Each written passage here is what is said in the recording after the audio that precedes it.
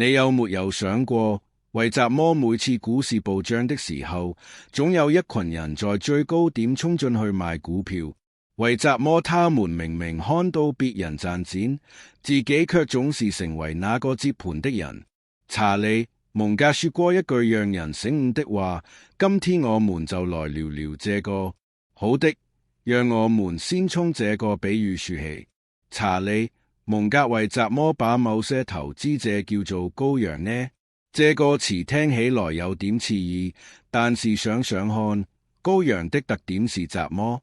他們通常跟着羊群走，不會自己思考，也看不到前面的懸崖。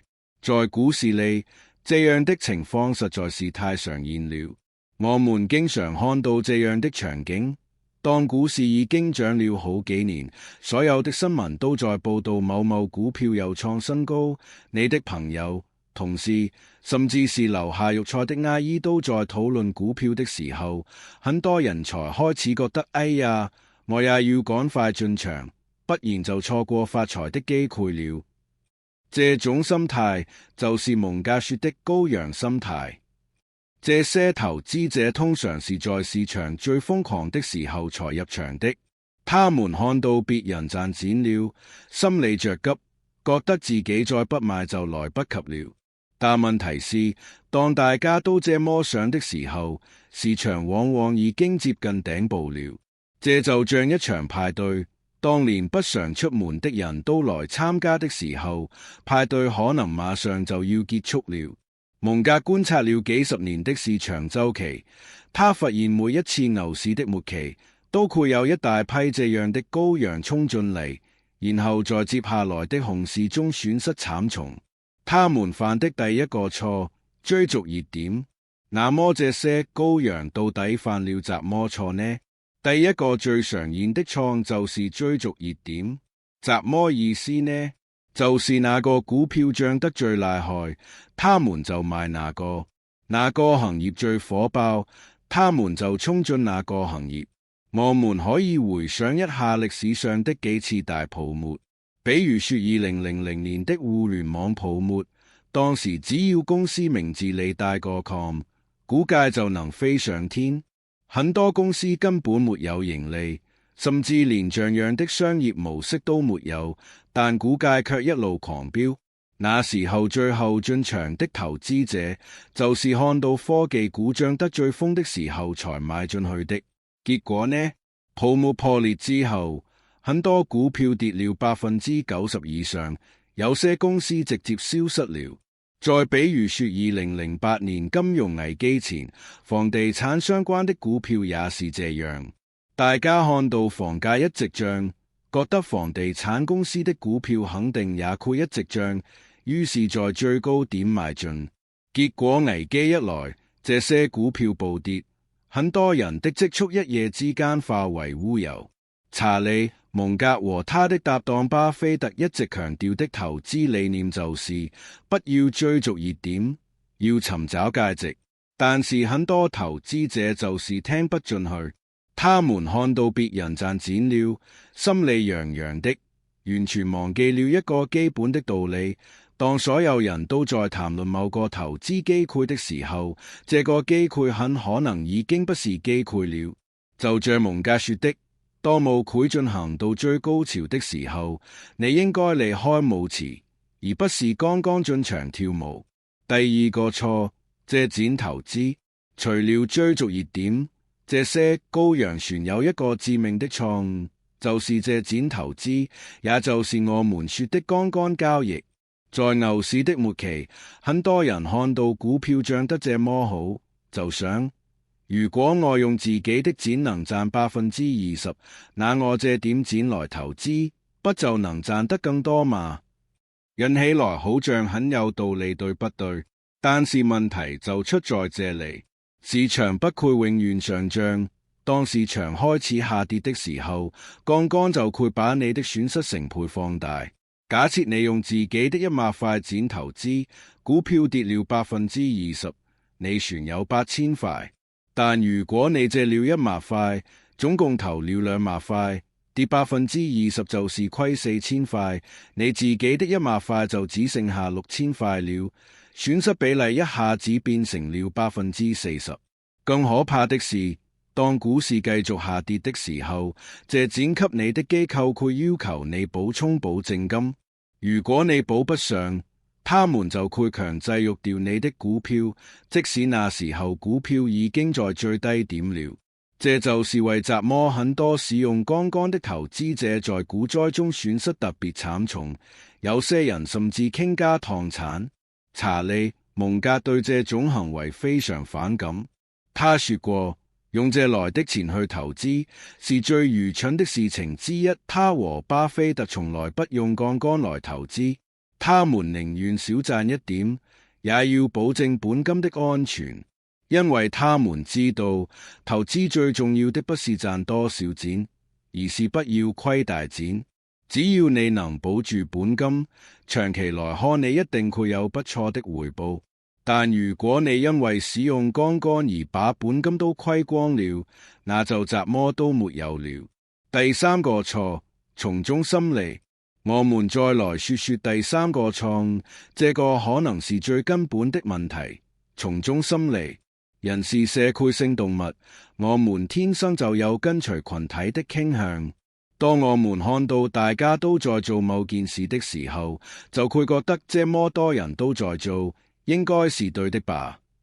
但是在投資市場裏，這種心理往往禍害了你。蒙格經常引用一句話：群眾的智慧在日常生活中很有用，但在投資中卻是災難。為什麼呢？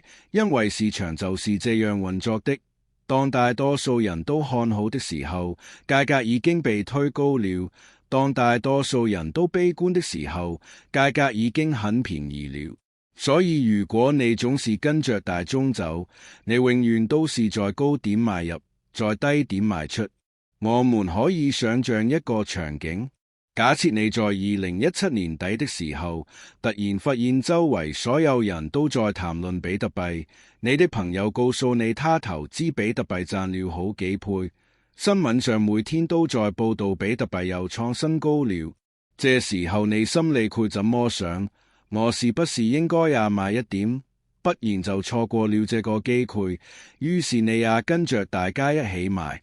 結果呢？2017年底正好是比特幣的歷史最高點，之後價格暴跌，很多在那個時候買入的人損失慘重。這就是從眾心理的可怕之處。當你覺得大家都在買，我也要買的時候，往往就是最危險的時候。蒙格說過，你要學會獨立思考，不要讓別人的意見左右你的判斷，但這說起來容易，做起來難，因為人天生就害怕孤獨，害怕和別人不一樣。聰明的投資者怎麼做？那麼，聰明的投資者應該怎麼做呢？查理·蒙格給了我們很多建議，但歸根結底就是幾個原則。首先，要有耐心，不要急着賺錢。不要看到市場漲了就着急進場。好的投資機會需要等待。蒙格說過，投資就像打棒球，但這個棒球比賽沒有三振出局的規則。你可以一直等到投手投出一個完美的球，你再揮棒。意思就是你不需要每次都出手，你可以等待最好的機會。其次，要學會逆向思考。當所有人都貪婪的時候，你要恐懼；當所有人都恐懼的時候，你要貪婪。這句話說起來簡單，但做起來需要極大的勇氣和定力。在2008年金融危機的時候，幾乎所有人都在恐慌性拋售股票，但巴菲特和蒙格卻在大量買入優質公司的股票。為什麼？因為他們知道危機是暫時的，而好公司的價值是長期的。再次，要專注於價值，而不是價格。很多羔羊只關心股票的價格漲跌，卻從來不關心公司本身的價值。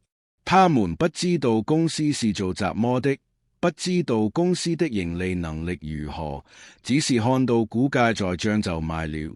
但蒙格告訴我們，投資的本質是買入好公司，然後長期持有。你買的不是股票代碼，而是一家公司的一部分所有權。如果這家公司經營得好，長期來看股價一定會反映它的價值。最後，要保持理性，控制情緒。市場總是會有波動，有時候漲得讓人興奮，有時候跌得讓人恐慌。但是情緒化的決策往往是錯的決策。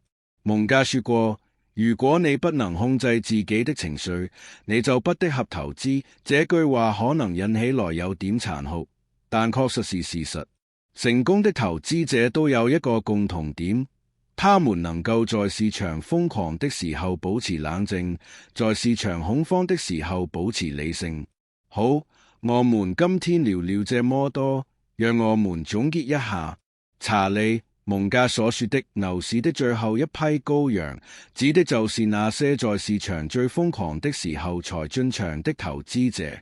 他們犯的錯其實都是相似的：追逐熱點、使用槓桿、盲目從眾、情緒化決策。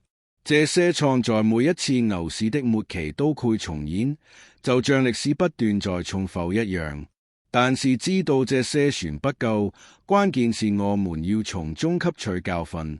當下一次牛市來臨的時候，當你周圍的人都在討論股票，都在炫耀自己賺了多少錢的時候，你要問問自己，我是不是那隻準備衝進去的羔羊？如果是的話，或許你應該停下來，好好思考一下。